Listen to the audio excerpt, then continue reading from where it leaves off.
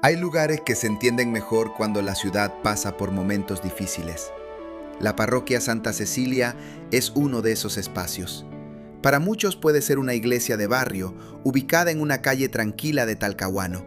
Pero después del terremoto de 2010, este lugar apareció cumpliendo una función muy concreta: ser punto de apoyo, coordinación y servicio para la comunidad.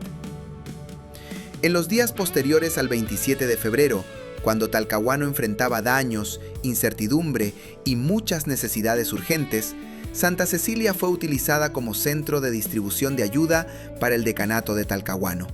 Es decir, no fue solo un lugar de oración, también fue un lugar donde se organizó ayuda, donde se recibieron aportes, donde la comunidad buscó responder de forma práctica a una emergencia que marcó profundamente la ciudad.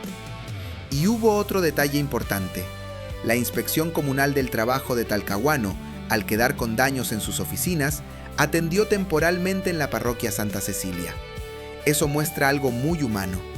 Cuando la infraestructura formal falla, muchas veces son los espacios comunitarios los que sostienen parte de la vida diaria.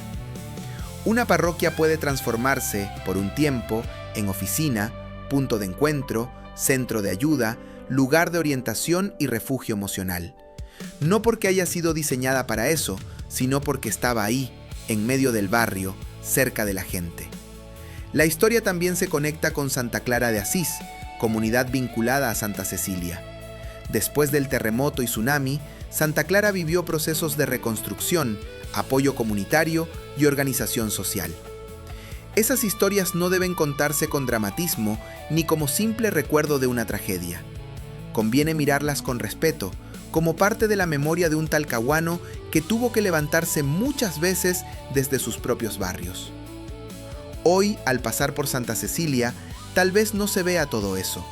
No hay un letrero que explique cada ayuda entregada, cada trámite improvisado, cada conversación difícil o cada gesto de colaboración. Pero la memoria urbana funciona así, queda escondida en lugares comunes.